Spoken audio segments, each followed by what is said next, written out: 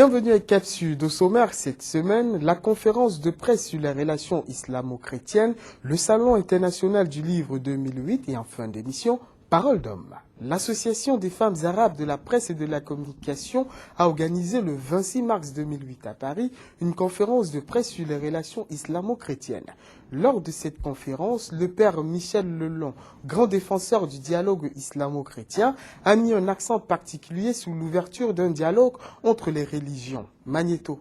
À la fin du XIXe siècle, Auguste Comte, grand philosophe, disait que les religions, au moins en Occident, il ne s'avançait pas trop au-delà de l'Europe, au moins en Occident, que les religions, à la fin du XXe siècle, n'existeraient plus. En 44, j'avais 18 ans, 19 ans plutôt, et bon, on a vécu cette période terrible, et je dois dire que l'occupation allemande que j'ai vécue, que ma famille a vécue et dont elle a souffert, m'a aidé, entre autres, à comprendre le drame que subissent les Palestiniens occupés.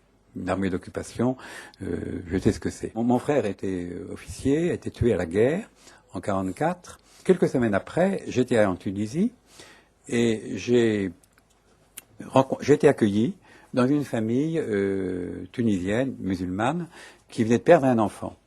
Et j'ai été très frappé de la réaction de ses amis tunisiens musulmans devant la mort de leur fils, qui avait à peu près le même âge que mon frère, et qui ont réagi, eux aussi en croyant, comme des croyants, c'est-à-dire avec la souffrance des parents qui ont perdu un enfant, et en même temps le courage, la patience, la prière et l'espérance. Et ça m'a beaucoup frappé, et je me suis dit, bon, les parents ont été priés à l'église, les amis musulmans ont été à la mosquée avec le Coran, et bien, ils ont eu la même attitude spirituelle devant une épreuve comme la mort d'un enfant. Donc il y a entre nous un lien très profond, et qui est bien au-delà des différences. J'ai passé 2 ans à l'université d'Alger, juste avant la guerre d'indépendance. Et là aussi, je suis arrivé, je me rappelle très bien, arrivant, j'étais à ce moment-là en costume de religieux, avec une gandoura blanche et la croix sur ma poitrine. Et quand je suis arrivé à l'université d'Alger, j'ai vu deux groupes face à face. D'un côté, la quasi-totalité des Français qui étaient pour la plupart chrétiens ou juifs et Algérie française, et de l'autre côté, les étudiants algériens qui étaient quasi totalement musulmans et pour l'indépendance. Donc déjà, c'était la veille de l'insurrection. Et j'ai vu ce drame, qui n'était pas religieux, mais enfin, la religion était impliquée aussi. Heureusement, grâce à un homme comme le cardinal Duval, et grâce à certains dirigeants du FLN, ça n'a pas été une guerre religieuse. Heureusement. Mais enfin, quand même, les religions étaient impliquées. Et je me rappelle très bien, dans ce premier contact, ces deux groupes qui se regardaient et qui me regardaient tous les deux avec une certaine méfiance. J'ai eu l'impression que les Algériens me disaient que c'est que ce père blanc qui vient à l'université, qu'est-ce qu'il veut, peut-être un peu colonialiste ou évangéliste. Et puis les Français disaient que c'est que ce prêtre de gauche qui vient sans doute être contre l'Algérie française. Enfin, j'ai senti que des deux côtés, il y avait une certaine méfiance. Et à ce moment-là, quelques étudiants, des deux côtés d'ailleurs, sont sortis des rangs et sont venus m'accueillir. On a créé un groupe islamo-chrétien. Et à la veille de la guerre d'Algérie, on faisait des réunions à l'université, au foyer des étudiants, avec en particulier mon ami Ali Merat, que je tiens à citer parce que c'était un des premiers il était étudiant à ce moment-là, il est devenu après un professeur, il a écrit beaucoup. Et on a commencé des rencontres islamo-chrétiennes, à la veille de la guerre d'Algérie.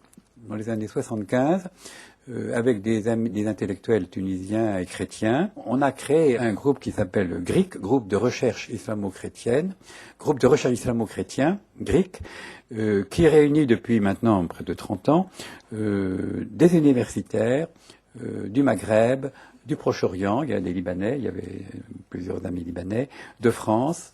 Et ce groupe de recherche, on a beaucoup travaillé, on a publié plusieurs livres, où nous relisons ensemble l'Évangile et le Coran sur des sujets, tous les sujets, enfin, y compris le problème religion politique, le problème de la justice, le problème de la cohabitation des communautés, etc. Après 15 ans, 20 ans en Tunisie, Donc on avait créé ce groupe, entre autres.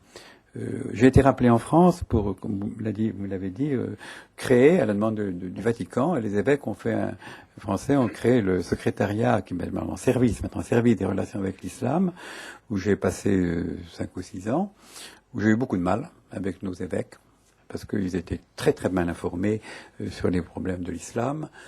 Ici, c'est l'islam uniquement à travers la question de l'immigration, qui est un problème réel, mais l'islam ne se réduit pas à l'immigration.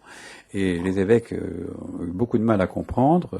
Ils ont encore beaucoup de mal à comprendre, d'ailleurs. En arrivant en France, j'ai rencontré un ami français, polytechnicien, ingénieur, très, très sympathique, un homme de valeur, que j'avais connu en Tunisie. Il était coopérant en Tunisie et il savait ce qu'on faisait en Tunisie, où je travaillais dans un centre culturel dont vous avez parlé dans Libla. C'est des belles arabes. Et alors, en me voyant arriver en 75, il m'invitait à dîner et il me dit, mais qu'est-ce que tu viens faire en France? Je lui dis, on vient de créer ce secrétariat de l'Église de France pour les relations avec l'islam. Il me dit, quoi? Qu'est-ce que c'est que cette histoire? J'ai dit, oui, le Vatican a demandé qu'on crée ça dans tous les pays. Il me dit, mais tu vas perdre ton temps. L'islam, tu sais, l'islam, c'était en 75. Hein. Ça n'existe plus. Les intellectuels maintenant, la religion musulmane, tu sais bien qu'elle ne peut pas s'adapter, elle est figée, etc. Quant aux ouvriers maghrébins, c'est vrai qu'il y a des maghrébins, mais tu sais, l'islam, ils ont autre chose à faire que d'aller dans les mosquées. Il ferait mieux d'aller dans les syndicats. D'ailleurs, ils vont aussi dans les syndicats. Donc, c'est bien dommage que tu faisais t'es gentil de me dire ça. Tu faisais du bon travail en Tunisie. Pourquoi est-ce que tu viens en France? Je lui ai dit, tu te trompes. Tu te trompes. Tu verras que c'est important. Je l'ai rencontré 15 ans après, dans les années 85, 86, oui, un peu plus que 90 peut-être. Et on se retrouve chez des amis. On dîne chez des amis. Il me dit, alors, tu t'occupes toujours de l'islam? Je lui dis, oui, tu vois. Mais c'est vraiment le problème numéro 1, c'est le péril numéro 1. L'Occident est menacé, l'Église va disparaître devant l'islam en France. Un polytechnicien qui me sort ça. Je lui ai dit, tu te rappelles ce que tu m'as dit là, il y a 15 ans? Il me dit, non, qu'est-ce que je t'avais dit? Tu m'as dit, l'islam n'existe pas. Et je t'ai dit, tu te trompes. Bon, maintenant je te dis, tu te retrompes. L'islam n'est pas un péril, c'est une question, c'est un défi. Et précisément, nous devons nous poser cette question intelligemment avec nos amis musulmans et avec tout le monde. Et on a discuté, on s'est revus. Je crois qu'il a un peu changé d'avis depuis, j'espère. Mais c'est pour dire que même dans des milieux cultivés, et ça j'ai expérimenté ça avec des hommes politiques, avec des intellectuels, avec des ecclésiastiques, il y a quand même une grande ignorance de l'islam. Il y a un travail énorme à faire sur le plan de la connaissance du contenu de nos deux religions, pour que, tout en assumant évidemment les divergences qui existent, les croyants musulmans, chrétiens, je dirais aussi bien entendu juifs ou bouddhistes ou autres, comprennent que les grandes religions se rejoignent sur les valeurs fondamentales, sur le plan éthique. Les divergences, il suffit de les évoquer. Il est certain que les musulmans et nous, et les juifs aussi d'ailleurs, on peut le dire, nous ne nous situons pas de la même manière devant le Christ, devant Jésus, fils de Marie, et devant le Coran. Les musulmans vénèrent Jésus, comme vous savez, la Vierge Marie, qui a une place, Jésus, très importante dans le Coran, Messie, Ruh Allah, Esprit de Dieu, Parole de Dieu, mais les musulmans, nous le savons, n'ont pas, vis-à-vis du Christ, l'attitude que nous avons, nous, reconnaissant le Christ, Dieu fait homme, avec tout ce que ça implique, évidemment, du point de vue du dogme, etc. Bon.